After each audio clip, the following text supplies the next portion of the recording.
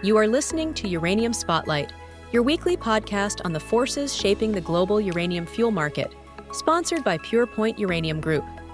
Uranium Spotlight isn't just a podcast, it's a platform.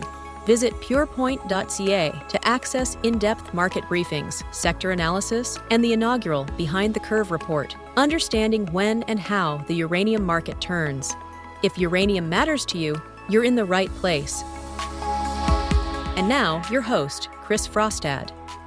It's Tuesday, August 25th, 2026, and this week on Uranium Spotlight, a spot market that climbed all week on almost no volume.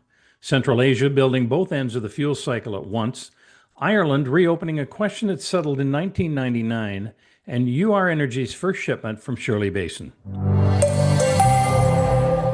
The spot price opened the week at $87.40 a pound U3O8 and closed on Friday at $89.30 a pound U3O8, a gain of $1.90 across 5 sessions in which almost nothing actually changed hands.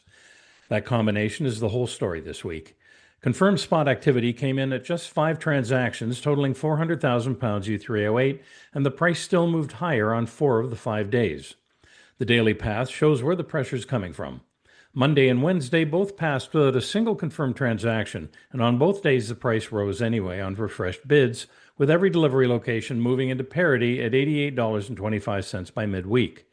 Friday finally brought volume, with 3 separate deals booked at $89, $89.15, and $89.50.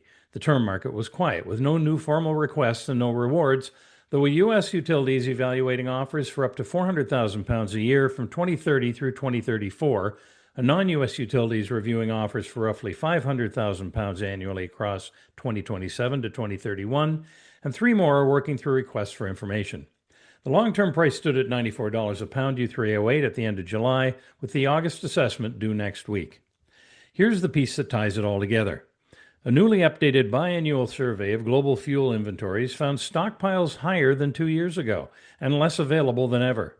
American and European utilities now hold close to 229 million pounds of U3O8 equivalent, up 17% since the 2022 low, and financial holders sit on roughly another 137 million pounds, yet almost none of that material is for sale.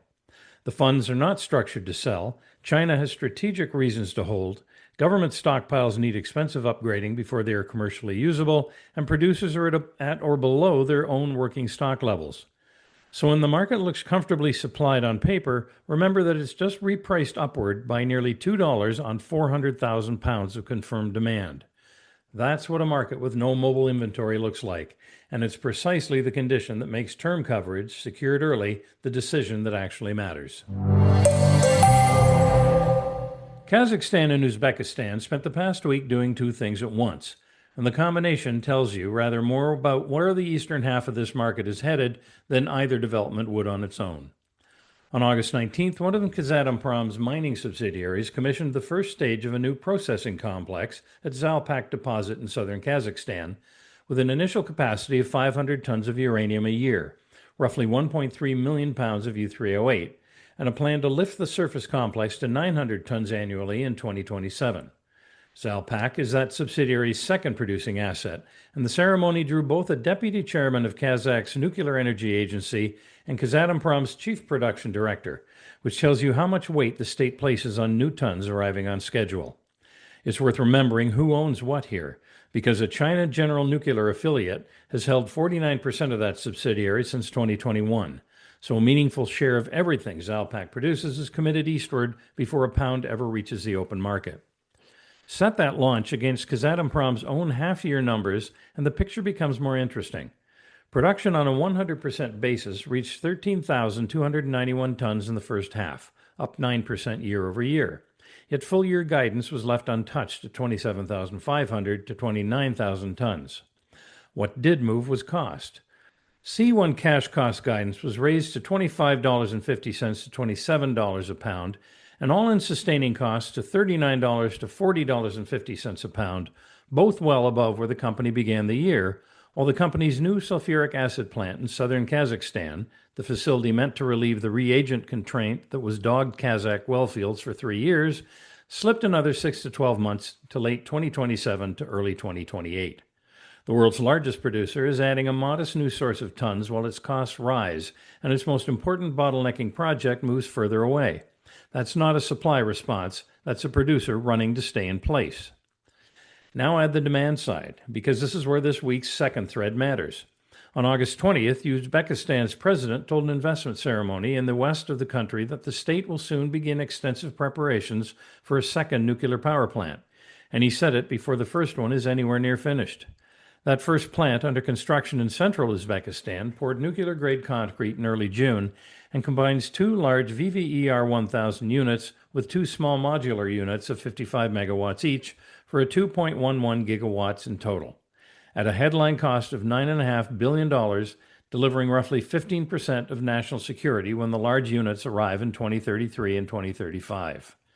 The following day, the head of Uzbekistan Atomic Energy Agency met with Kazakhstan's Vice Minister of Ecology, and the two agreed to build a joint roadmap on nuclear radiation and environmental safety, together with a regional training center aligned to IAEA standards. Kazakhstan's planning at least 3 plants of its own, starting with 2 VVER 1200 units at Lake Balkhash, near $16.5 billion, with China National Nuclear Corporation leading the second and the third. The point for a uranium investor is that the two countries supplying the largest single share of the world's mined uranium are now committing tens of billions of dollars to consuming it domestically, and they're building the safety regimes and training pipelines that made those commitments durable rather than aspirational. Central Asia is quietly changing category from a pure exporter of raw pounds to a region with its own claim on the fuel it digs up. None of these reactors draw a pound before 2029, and Zalpak's tons are real enough. But the trend line points toward a smaller share of Eastern production reaching Western hands, and that's the condition under which long-term contracts secured in stable jurisdictions become worth considerably more than whatever the spot price prints on a given Friday. Ireland has prohibited nuclear fission for electricity generation since 1999, and for most of the intervening quarter century that ban was uncontroversial, because nobody in Irish politics wanted to spend capital arguing about it. That has changed, and the reason is sitting in warehouses across the Dublin commuter belt, drawing power around the clock. Data centers now consume close to a quarter of all metered electricity in Ireland, a figure that's risen more than 500% since 2015 and now rivals total household consumption nationwide, with more than 80 facilities operating and forecasts running to 30% of demand by 2032 and higher beyond that. Ireland imports roughly 4/5 of its energy. Gas supplied about 40% of electricity generation last year, and wind 32%, with interconnectors to Britain covering much of the remainder. That's a grid carrying a fast-growing, entirely inflexible load on a fuel mix it does not control. The political response has moved faster than most observers expected. In May, a governing party backbencher introduced legislation to lift the statutory ban. The Prime Minister has since said publicly that Ireland is open to nuclear, and the ministers holding to the finance, public expenditure, and energy portfolios have all signed a willingness to reopen the argument. Ireland's Sustainable Energy Authority is now assessing both large reactors and small modular reactors among roughly 30 technologies in a decarbonization review, with a white paper expected by the end of 2027 and repeal legislation possibly arriving this autumn, while April polling out supports for scrapping the ban at 43% against 28% for keeping it. The counter-argument is credible and should be stated.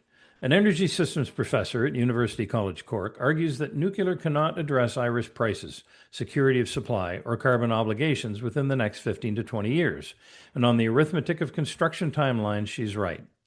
But that's not quite the point for a uranium investor, because Ireland is a small grid, and even a successful program there would consume a rounding error of global production. What matters is that a country with a legislated prohibition is dismantling it because hyperscale computing demand made the old position untenable, and the same pressure is now being applied in every jurisdiction hosting that load. Each government that reverses a nuclear ban widens the pool of future utilities that must eventually secure fuel, and every one of them arrives at the term market as a new buyer rather than a replacement for an existing one. UR Energy announced on August 20th that the previous day it had made the first shipment of uranium from its Shirley Basin mine in Wyoming to the Lost Creek processing plant, marking the company's entry into full operations at its second asset. The mechanics matter here.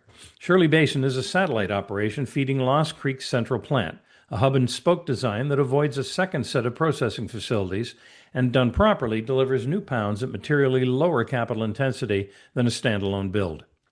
It's licensed for 2 million pounds U3O8 equivalent, a year of wellfield and toll processing capacity, lifting combined licensing capacity across the two operations to 4.2 million pounds annually, against the more than 3.5 million pounds Lost Creek has produced since it started up.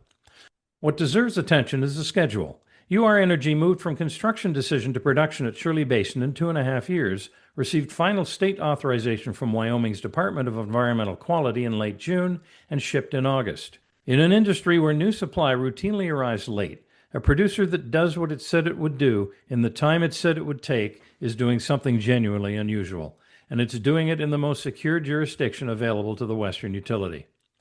The company remains small in absolute terms. Second quarter output was a record 140,873 pounds, drummed against 2026 base delivery commitments of 1 million pounds, with 300,000 pounds deferred into 2027 through 2029. Cash costs of $40.20 a pound against a realized price of $66.85 and $95.3 million of unrestricted cash on hand. Watch the ramp from here, because licensed capacity is a permit rather than a production rate. The question through the fourth quarter is how quickly Shirley Basin's well fields deliver against that 2 million pound license, while Lost Creek builds out the 15 header houses planned in its fifth mine unit. And execution there is what turns a domestic producer into a supplier utilities can build a contract book around. You've been listening to Uranium Spotlight, your weekly podcast dedicated to the latest developments shaping the uranium fuel market and its role in the global energy landscape, sponsored by Pure Point Uranium Group.